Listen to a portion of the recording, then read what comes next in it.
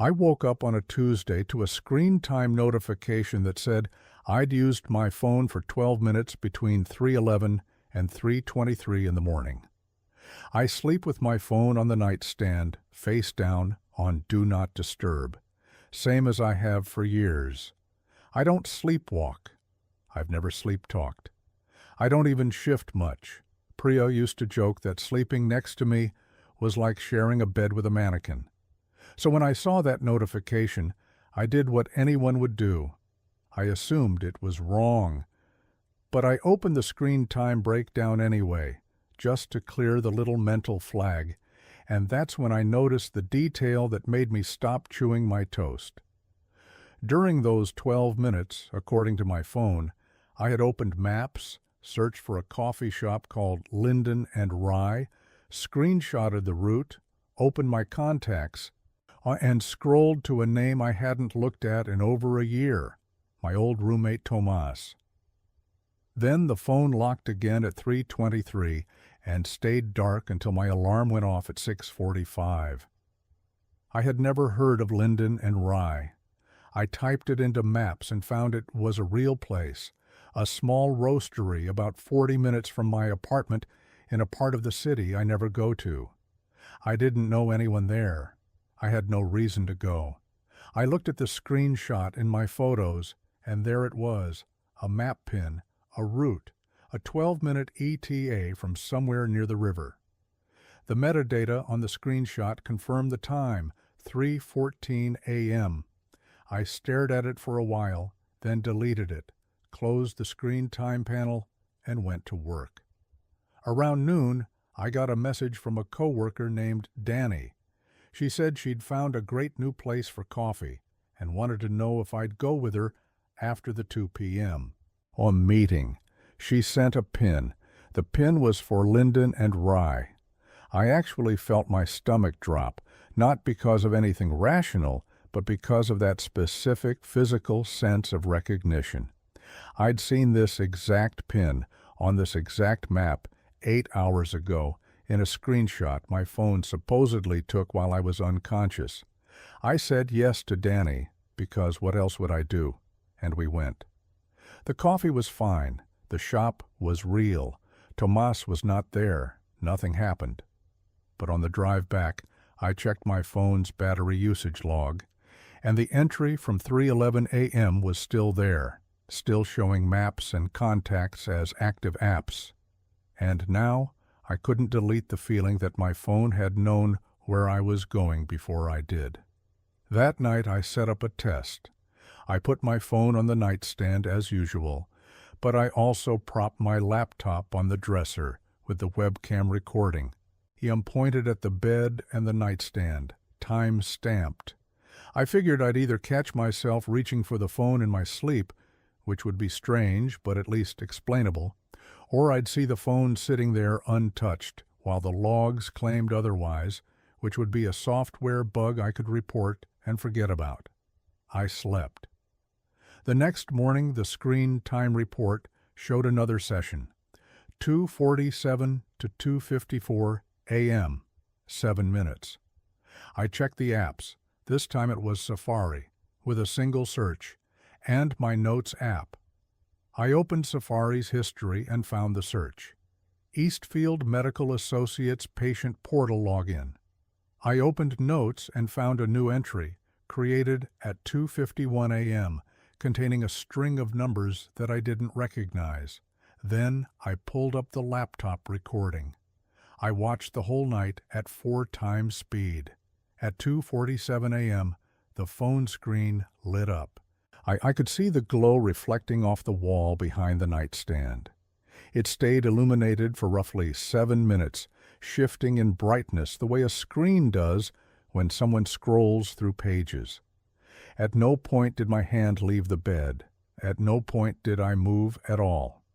The phone operated completely by itself, and then the screen went dark, and I slept until morning. I sat with that footage for a long time. I played the 2:47 segment at normal speed at least 6 times. The phone lights up, nobody touches it. The screen changes, nobody is there. The phone goes dark. I tried to 528 think of explanations: remote access, malware, some kind of intrusion, and I ran a full security check. No remote sessions, no unusual login activity. My phone's own security log showed each session as a normal biometric unlock. Face ID.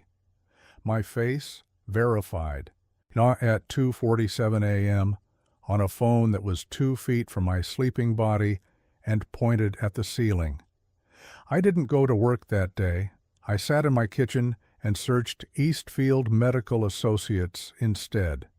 It was a family practice clinic about 20 minutes from my apartment. I'd never been there. I wasn't a patient. I had no reason to know it existed. The string of numbers in the notes entry didn't match any format I could identify. Not a phone number, not a date, not an obvious code. I wrote it on a scrap of paper and left it on the counter. By the afternoon, I had convinced myself it was a sophisticated malware issue, Face ID spoofing, some kind of exploit. I called my phone carrier, sat on hold for 45 minutes, and finally spoke to a real person who transferred me to a technical department, where another real person told me that there was no record of unauthorized access, no remote sessions, and that the biometric unlock logs were locally authenticated and couldn't be triggered remotely. She said very politely that the simplest explanation was that I was using my phone in my sleep and not remembering it. I told her I had video proof that I wasn't. She said she could open a ticket. The ticket never went anywhere. But that's not what matters. What matters is what happened at 4 p.m. that same day when Priya called me for the first time in 3 months. She said she was calling because she'd had a health scare, something minor that turned out to be nothing. But during the process, she'd needed to switch clinics, and she wanted to let me know in case anything came up with our old shared insurance records. And the new clinic was Eastfield Medical Associates. When she gave me her new patient ID number so I could update my records, I read along with her, digit by digit, from the scrap of paper on my kitchen counter. Every number matched. I did not tell Priya about the phone. I didn't tell anyone. What would I say? I sat in the kitchen after she hung up and stared at the notes entry, which had been created at 2:51 a.m., by a phone that unlocked with my face while I was asleep, containing a patient ID number for a clinic my ex-girlfriend wouldn't call me about for another 13 hours. Then I opened my screen time settings and turned on every tracking feature available. If this was going to keep happening, I wanted to see everything. It kept happening. Every night between roughly 2 and 4 a.m., the phone would activate for somewhere between 5 and 15 minutes. I recorded every session with the laptop. The footage was always the same. Screen glows. I don't move. Screen goes dark.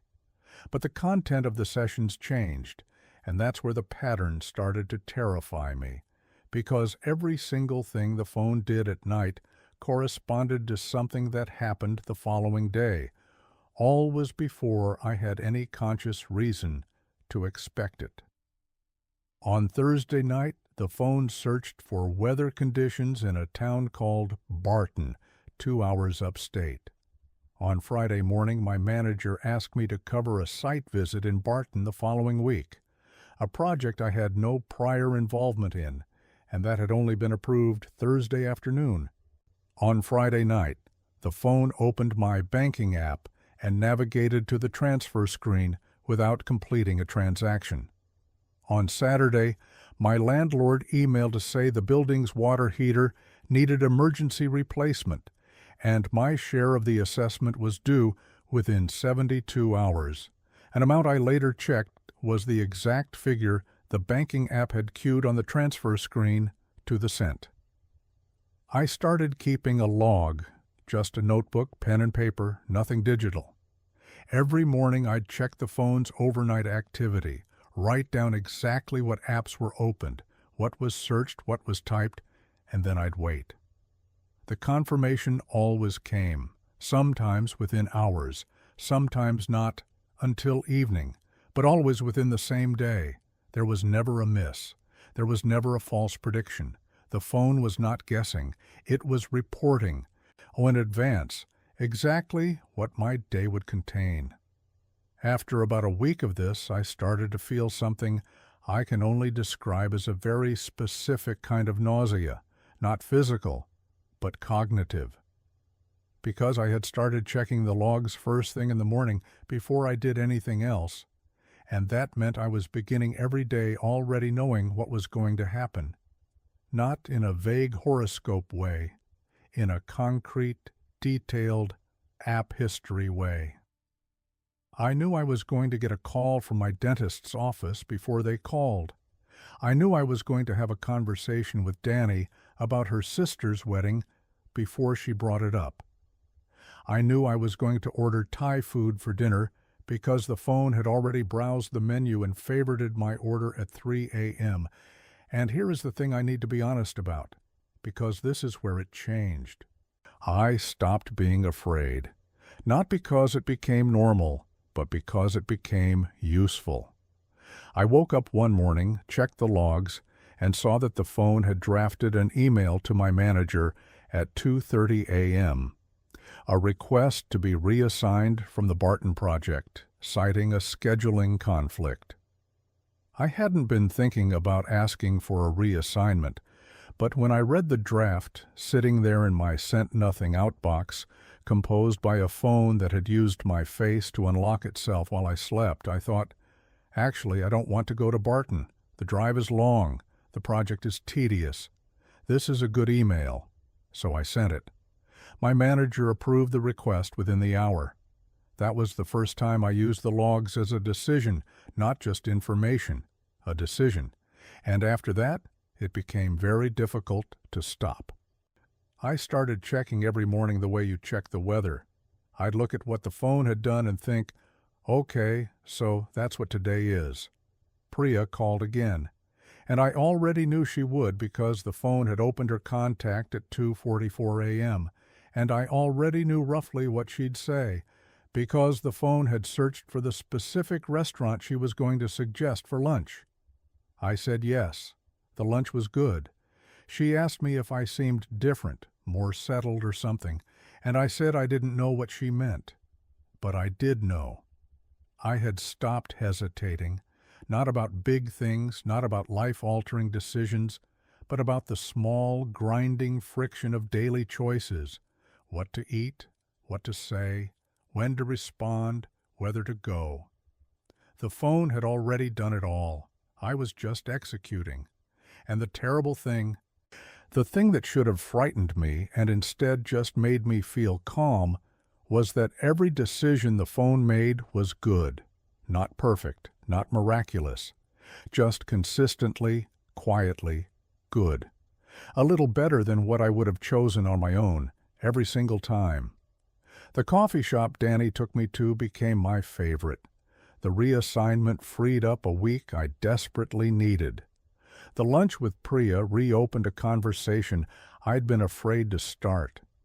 My life was measurably, noticeably improving, and all I had to do was follow. 3 weeks in, the notebook was almost full.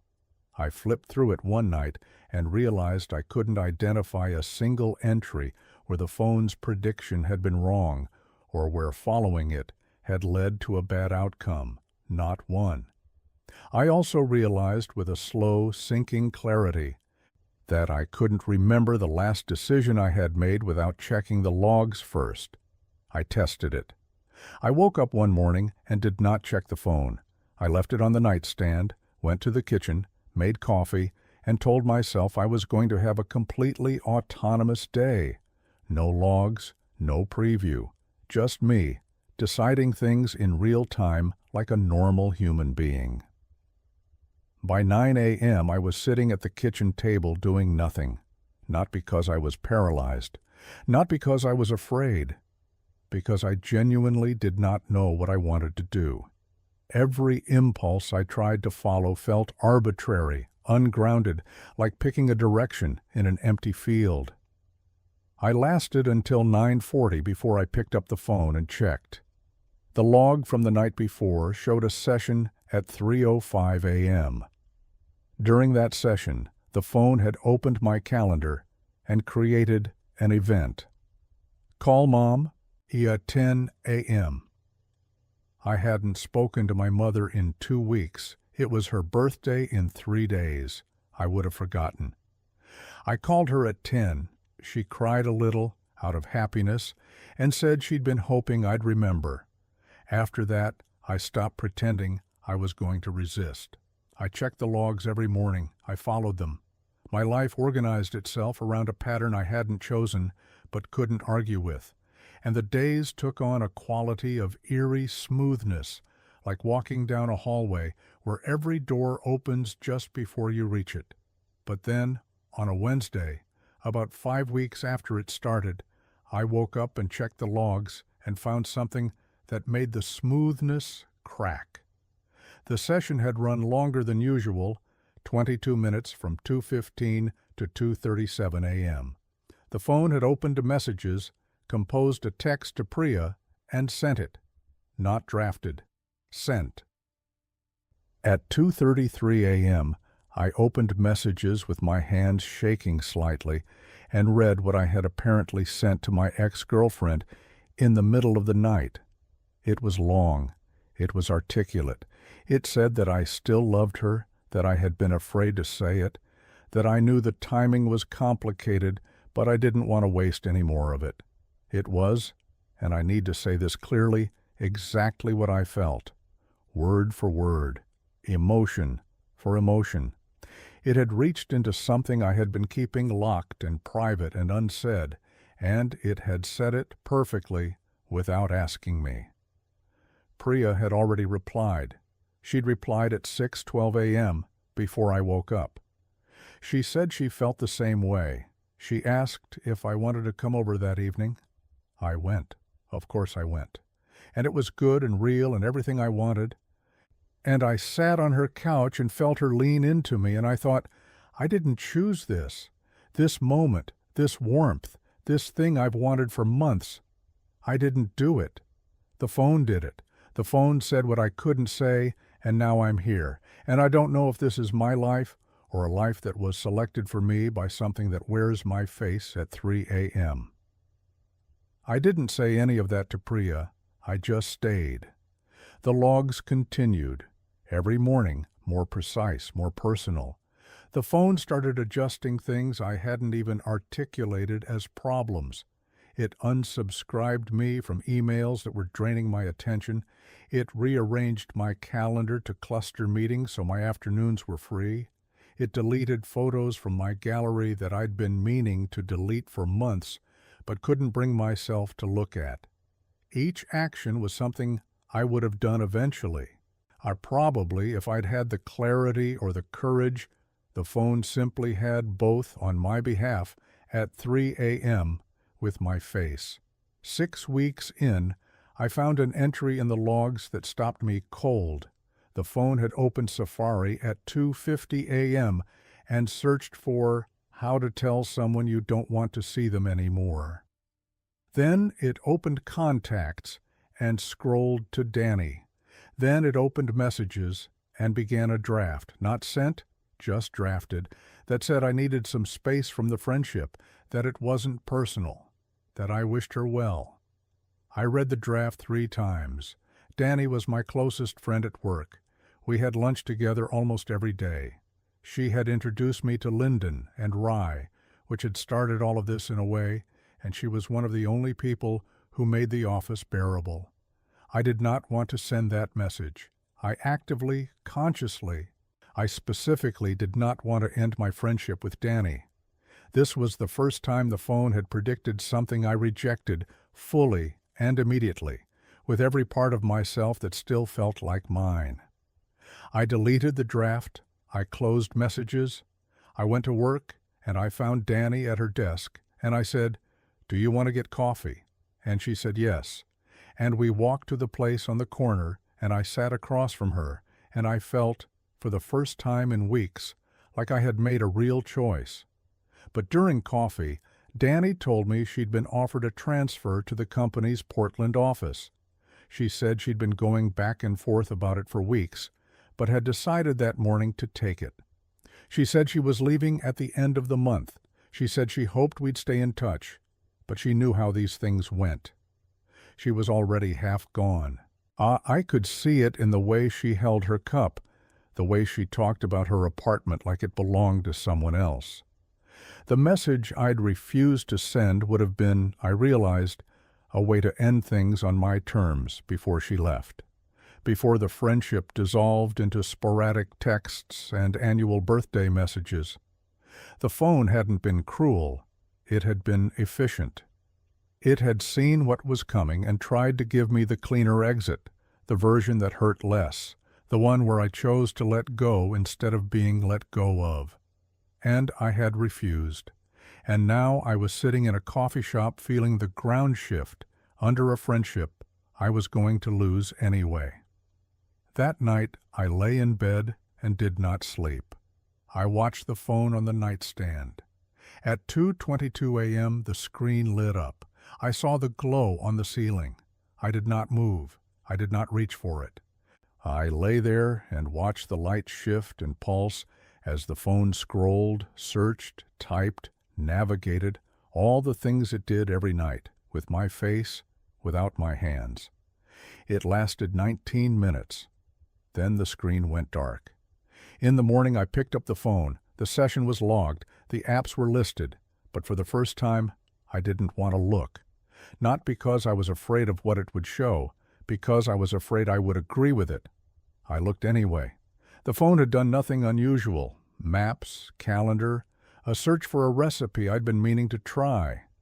Small things, ordinary things, the kind of things that made tomorrow feel already decided, but not threatening. I followed them all. The weeks after that passed the way water moves through a crack in concrete, slowly, invisibly, and only obvious once the damage is done. I stopped keeping the notebook. I stopped recording with the laptop. I stopped questioning the logs entirely, not because I trusted the phone, but because the distinction between trusting it and trusting myself had become meaningless. What I wanted and what the phone predicted had converged so completely that checking the logs felt less like surveillance and more like remembering. All right, I'd think. Looking at a 3 a.m. search for a restaurant in the Arts District, I was planning to go there, even though I hadn't been, even though the plan had been made by a screen glowing in the dark beside my sleeping body. Priya and I got back together, officially. She said I seemed clearer than I used to be, more intentional, like I'd done a lot of work on myself. I said thank you. She asked what changed. I said I wasn't sure. Then, on a Sunday night, 9 weeks after the first anomaly, I went to check the screen time report and found nothing. No overnight session, no 3 a.m. activity. The phone had stayed dark from 11:16 p.m. to 6:45 a.m. Total inactivity.